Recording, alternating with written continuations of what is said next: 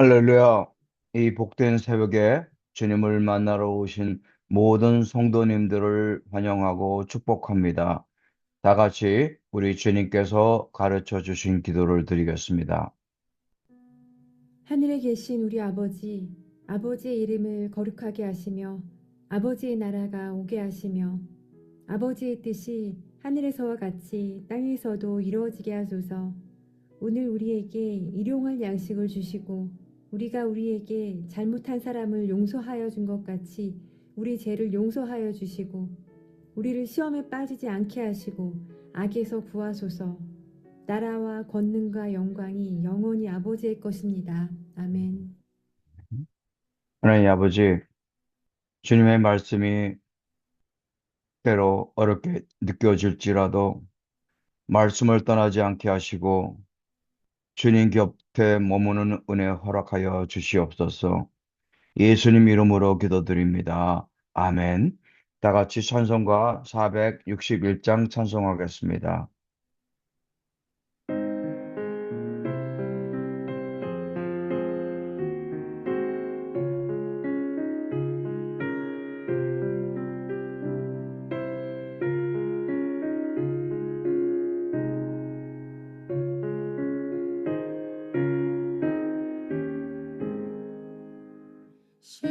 십자가를 질 수 있나 주가 물어보실 때 죽기까지 따르오리 성도 대답하였다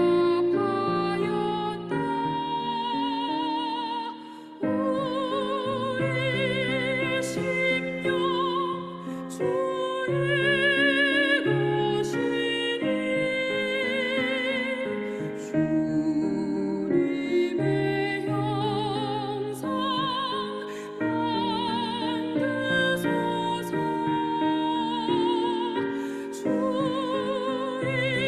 것 따라 살아갈 동안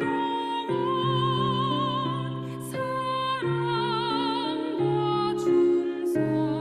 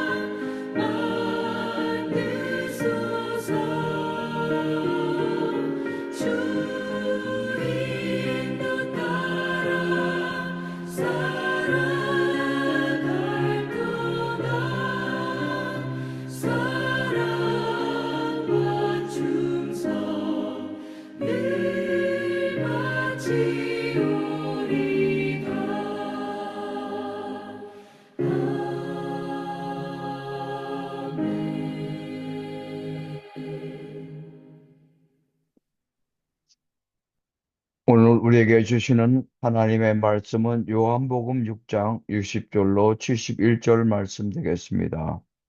제자 중 여럿이 듣고 말하되 이 말씀은 어렵도다. 누가 들을 수 있느냐?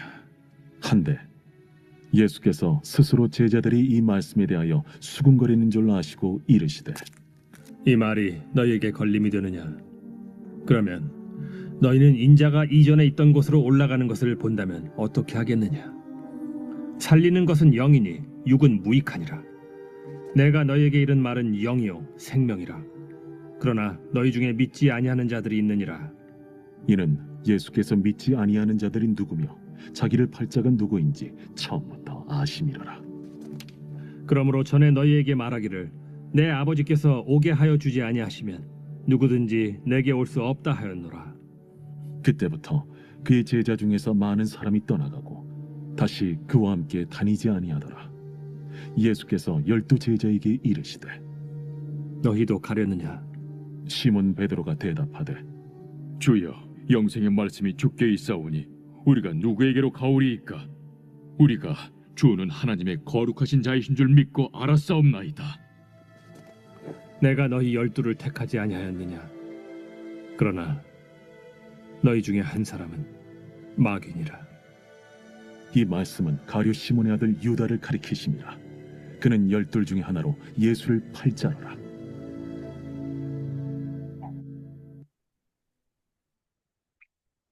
예수님의 말씀에 제자들 중 여럿이 이렇게 반응합니다.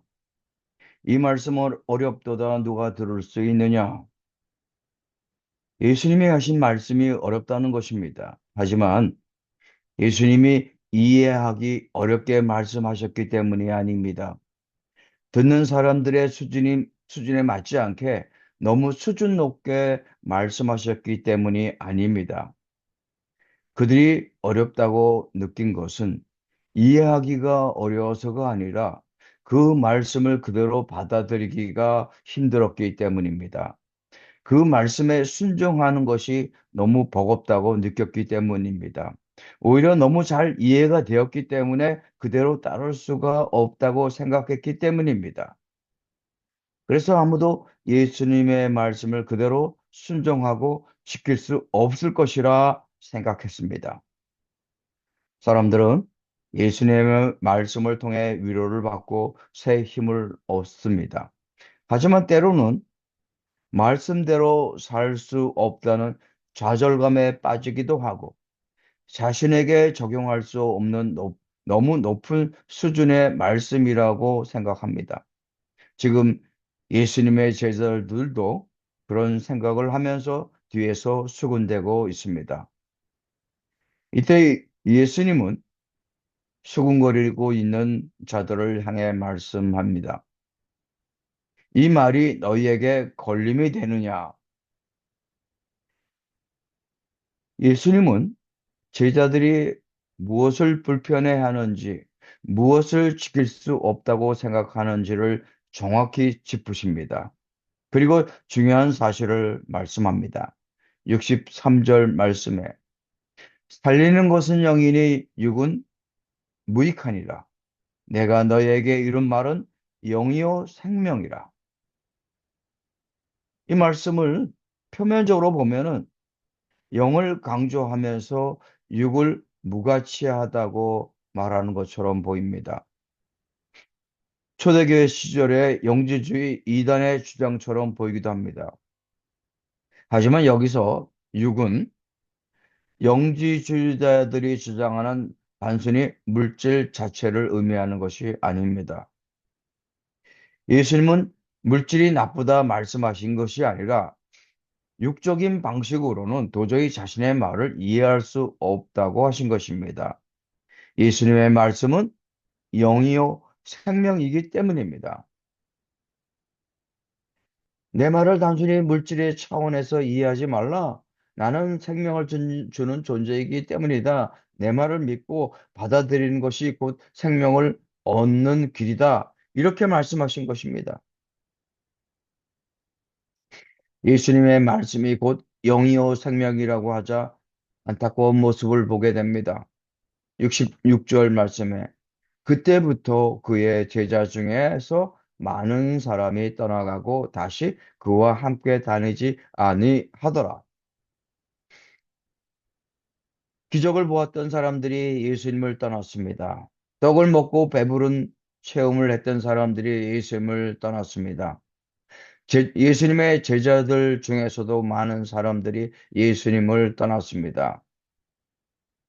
그들이 처음에 예수님을 따랐던 이유는 예수님이 자신들에게 유익을 가져다 주었기 때문입니다. 그런데 자신들에게 유익이 되지 않는다고 생각하는 순간 예수님을 떠나게 된 것입니다. 예수님은 남아있는 12 제자들에게도 묻습니다. 67절 말씀에 너희도 가려느냐? 예수님은 남아있는 12 제자들을 붙잡지 않았습니다. 너희들도 떠나고 싶으면 떠나라. 선택의 길을 열어주신 것입니다. 이처럼 제자가 되는 길은 언제나 자발적인 선택의 길입니다. 억지로 따라갈 수 없는 길입니다. 예수님의 이 말씀에 역시나 이번에도 베드로가 대답합니다. 주여, 영생의 말씀이 주께 있사오니 우리가 누구에게로 가오리까? 베드로의 이 고백은 완벽한 이해의 고백은 아닙니다. 베드로는 여전히 부족한 사람입니다. 조만간 예수님을 모른다고 부인할 사람입니다. 그러나 베드로는 분명하게 알고 있습니다. 예수님 외에는 다른 대안이 없다는 것을 분명히 알고 있습니다. 그리고 생명은 오직 주님께만 있다는 것을 분명히 알고 있습니다. 남은 12 제자들도 모든 것을 이해했기 때문에 떠나지 않은 것이 아니라 예수님 외에는 다른 길이 없음을 알았기 때문에 떠나지 않은 것입니다. 하지만 예수님은 떠나지 않고 남아있는 어, 그 떠나지 않고 남아 있어도 다른 마음을 가지고 있는 자들은 있기 마련입니다. 70절 말씀에 너희 중에 한 사람은 마귀니라. 비록 몸은 떠나지 않고 남아 있어도 마음으로는 이미 떠난 사람도 있다는 것입니다. 교회를 떠나지 않고 남아 있어도 주님께 속하지 않은 사람도 있을 수 있습니다. 제자의 삶은 몸이 어디에 있느냐도 중요하지만 더 중요한 것은 어디에 마음이 있느냐 하는 것입니다. 예수님의 말씀이, 성경의 모든 말씀이 지키기 어려울 때도 있고, 신앙의 삶이 기대했던 것과 다를 수도 있고, 때로는 떠나고 싶은 유혹에 빠질 수도 있지만, 그때마다 너희도 가려는 하는 예수님의 질문에 대한 그 베드로의 고백이 오늘 우리 모두의 고백이 될 수 있기를 축원드립니다. 영생의 말씀이 주께 있사오니 우리가 누구에게로 가오리까라는 고백이 언제나 우리 마음 가운데 굳게 자리 잡을 수 있기를 축원드립니다. 다 함께 기도하겠습니다. 주님의 말씀을 따르고 그 말씀대로 지키기가 어렵게 느껴질 때에도 말씀을 떠나지 않고 주님 곁에 머무는 믿음 가질 수 있기를 기도하겠습니다. 베드로의 고백처럼 영생의 말씀이 주께 있습니다라고 고백할 수 있는 믿음 가질 수 있기를 기도하겠습니다. 교회를 위해 기도하겠습니다. 교회의 모든 성도님들이 형식적으로 주님 곁에 남아있는 신앙이 아니라 마음으로 주님께 속한 참된 제자들이 될 수 있기를 기도하겠습니다. 믿음의 본질을 추구하면서 주님과 동행하는 교회가 될 수 있기를 기도하겠습니다. 마지막으로 환우들과 그들의 가족을 위해 기도하겠습니다. 고통 속에 있는 환우들의 아픈 부위에 안수하여 주셔서 속히 나음받을 수 있도록 기도하겠습니다. 낙심하거나 두려워하지 않도록 하늘의 평안이 그들의 마음과 생각을 지켜주시도록 기도하겠습니다. 환우들을 간병하는 가족들의 건강 또한 지켜주시고 육체적으로 피로가 쌓이지 않게 하시고 또한 영적으로도 지치지 않도록 새 힘 얻을 수 있도록 기도하겠습니다.